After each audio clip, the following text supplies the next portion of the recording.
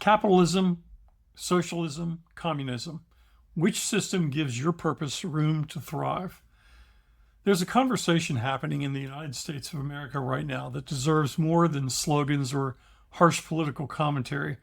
Perhaps my take will cause you to pause for a moment and consider your preferred direction of the nation as you cast your vote. Capitalism, socialism, communism. As we move through another election season, democratic socialism is receiving renewed attention. Rather than yell across the political divide, let's approach this question from a perspective I've been studying and sharing for really nearly 4 decades now. Now, what kind of economic environment gives an ordinary person the greatest opportunity to be on purpose? I'm not an economist. I'm a businessman, an author, and a student of being on purpose. While I hold an undergraduate degree in business and economics from Lehigh University and an MBA from the Darden School, I'm less interested in economic theory than I am in the very practical question: what happens to you and to me under these different systems? Because ultimately, an economic system isn't just about money. It's about personal agency, ownership, and responsibility. And it's about who gets to make the decisions. Let's start with ownership. At their simplest, capitalism, socialism, and communism answer important questions differently. Who owns the controls of the productive assets of society? Under capitalism, productive property is predominantly privately owned. You can own a business. I can own a business. Investors can put their money at risk. Customers decide whether what we've created is worth buying. We can win or we can lose, but we're able to participate in the economy. Under socialism, much of that productive property is socially or collectively owned. That ownership could take different forms: government ownership, worker ownership, cooperatives, or other kinds of collective ownership. Now, communism goes further towards common ownership of productive property. Historically, countries governed by communist parties have generally concentrated enormous economic authority in the state. The grasp of these ownership distinctions and the differences are profoundly important to the well-being of your life, career, and family. But there's an even more important issue underneath them. Where does decision-making power reside? And that's where my iPhone comes in handy. Let's call this the iPhone test. This little device provides a surprisingly useful way to think about economic freedom. In a capitalist model, I buy my iPhone and it's mine. I choose my carrier, I choose my apps, I arrange the screen however I want to have it look. I can use it to run a business, read scripture, watch dog videos, check the stock market, text my wife, read a book, play games, or delete everything and just use it as a telephone. Apple made the phone, but Apple doesn't determine my reasons for owning it. I do. Now, imagine moving towards greater collective ownership. The analogy isn't that everybody literally owns your iPhone. That's not what socialism necessarily means. Think instead about the infrastructure behind it.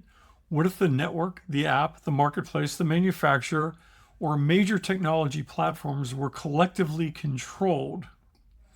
Decisions about what gets produced, what gets funded, what gets prioritized, and what resources are available to you, the user, are increasingly collective decisions versus marketplace decisions. The theory is attractive to many people because they believe democratic control can distribute economic power more fairly. Well, that's a legitimate argument. It raises another question. What happens when my priorities differ from the collective's priorities? And if economic power becomes increasingly concentrated in a government entity, my question becomes even more significant. What happens when my priorities differ from the government's priorities? That brings us to something the American founders understood exceptionally well. The founders were students of human nature. The Constitution wasn't an economic guide. It established a system of governance, but the people who designed the government understood something fundamental. Human beings are capable of tremendous service and good, and human beings are capable of abusing power and doing evil. The battle of good and evil exists in human nature regardless of the economic system. James Madison put it memorably in the Federalist 51. If men were angels, no government would be necessary. Think about that. The founders didn't create checks and balances because they assumed virtuous people would always be in charge. They designed checks and balances because they assumed someday they, the unscrupulous, would work to take charge. So they divided powers, starting with the three separate branches of federal government: legislative power, executive power, judicial power. And they moved to the state and local authorities: state power, county power, municipal power. Last but hardly least, the citizens had the power to elections, property rights, and civil liberties such as free speech, freedom of the press, the right to bear arms, and freedom to worship, different sources of authority checking other sources of authority. Why? Because concentrated power is dangerous regardless of who possesses it. The founders knew this because they had to work it out within and amongst themselves. They knew tyranny, and they sought and fought for freedoms. And here's where economics enters the conversation for me. If separating political powers helps preserve liberty, shouldn't we at least be cautious about concentrating political power and economic power in the same hands? That's the big question worthy of serious consideration. Now, being on purpose thrives when you have high personal agency. Let's bring this back to you being on purpose. If you've read The On Purpose Person, you know that being on purpose isn't about wandering around and trying to find yourself. It's about discovering who you are and then taking responsibility for expressing your purpose through every facet of your life: your work, your relationships, your stewardship, your service, your difference making.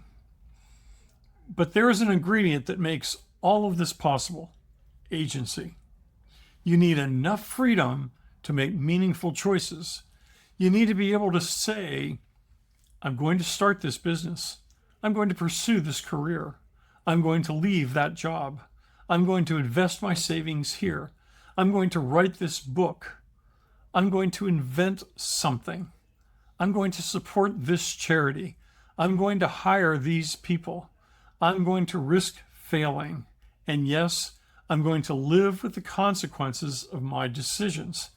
That's important because freedom and responsibility belong together. If I own the decision, I also own the consequences. That's the thinking mindset I write about in The On Purpose Business Person. This reality is very on purpose. The pursuit of happiness. Now, notice something else about America's founding language. The Declaration of Independence doesn't guarantee happiness. It speaks of an unalienable right to the pursuit of happiness. That's very different. The government doesn't owe you happiness. Your employer doesn't owe you happiness. Your neighbor doesn't owe you your happiness. Have the liberty to pursue it. I argue that there is something profoundly entrepreneurial about that rare opportunity to seek and find your happiness. You have the room to build and work towards your vision and version of the American dream. You are free to experiment, to succeed, to fail, and to recover, to create, to contribute, and to become. You have the power to choose foolishly or wisely. Government's role is enormously important, but different. Protect rights, enforce contracts, provide courts of law, punish fraud, establish laws, protect citizens from coercion, and apply these laws fairly. Capitalism without the rule of law will become exploitation. But government without limits can become something far worse. There are virtually no pure economic systems at work in any nation in the world. The United States of America certainly isn't one. We're a mixed economy. We have private enterprise along with Social Security, Medicare, public schools, government infrastructure, regulations, taxations, subsidies, and thousands of other government involvements. So the political debate isn't capitalism versus socialism. The debate is about towards which direction will the nation move, more towards capitalism and individualism, or more towards socialism and collectivism. Pay attention, because here's an important reality check. Neither capitalism, socialism, nor communism magically makes people virtuous. Fraud, exploitation, envy, selfishness, and generosity, creativity, and compassion are exclusive from economic systems. Greed exists under capitalism. Corruption exists under socialism. Cronyism exists under capitalism. Abuse of power exists under communism. These character traits exist in human nature. Don't confuse an economic system with a moral system. That's why capitalism needs laws. That's why government needs constitutional restraint. And that's why citizens need character and spiritual development. We all must work to resist the gravitational pull of depravity. Let's return to the question which I opened this video with. What economic environment gives an ordinary person the greatest opportunity to be on purpose? Here's where I land with being on purpose. I come back to these three words: freedom, responsibility, and contribution. On-purpose persons thrive best in a society where we have substantial freedom to discover and express who we are, where we want to go with our life, how we choose to pursue it, and to self-regulate our behavior with moral values rooted in a divine consciousness. We thrive when we accept and bear responsibility for the choices we make. We thrive when we're free to turn our gifts, ideas, capital, labor, and creativity into meaningful contribution. We thrive when we become profit makers and not profit takers. We thrive when we are making a positive difference in service to the common good, to God, self, and others. For me, a free market economy operating within a constitutional republic offers a precious and powerful blend of private economic incentives and agency restrained by law in collaboration with public authority restrained by a constitution. No side receives unlimited power. Business doesn't get unlimited power. Government doesn't get unlimited power. And citizens aren't promised unlimited outcomes. Instead, we attempt something harder: liberty under law. That's the real choice. So when someone asks me to choose capitalism, socialism, or communism, which one, I don't begin with Wall Street. I begin with the individual person and their God-gifted purpose, because economies and governments ultimately exist to serve human beings, not the other way around. Which arrangement gives ordinary men and women the greatest practical opportunity to discover their gifts, exercise meaningful choice, accept responsibility, own property, create value, and contribute? That's the question worth asking. And reasonable people can examine the evidence and reach different conclusions. My conclusion is this: purpose flourishes where people possess both liberty and responsibility. Give people freedom without responsibility and you get chaos. Merge economic and governance responsibility without limits and you invite tyranny. Socialism and communism merge economics and political power, whereas capitalism is just a system of economics, but combine individual liberty, personal responsibility, private enterprise, constitutional governance, and equal justice under law, and you've created unusually fertile ground for people to become who they were created to be and contribute to what they're here on earth to contribute to. The founders declared the Declaration of Independence in 1776 and wrote the U.S. Constitution in 1787. Together, they hammered out a document based on a profound appreciation for human behavior and the need to both free and guide us, but not control us. We don't have perfect capitalism. There's no such thing. The USA operates within a constitutional republic and under the rule of law. To blame capitalism for unsavory human behavior is ignorance at best and deception at worst, used by the anti-capitalists. I advocate a term I coined called Commonwealth capitalism. You won't find Commonwealth capitalism in an economics book or in the Wall Street Journal or Fortune magazine, nor will you find it at work in any nation, but you will find Commonwealth capitalism at work in many individuals who embrace capitalism, rule of law, personal responsibility, and sacred service for the common good. This is a call to being the best version of yourself as an on-purpose person at work in an on-purpose organization. Commonwealth capitalism is a grassroots approach at the individual level that is open to all who choose it. And perhaps that's the point. The genius of the United States of America founders was never assuming that people or governments would be perfect.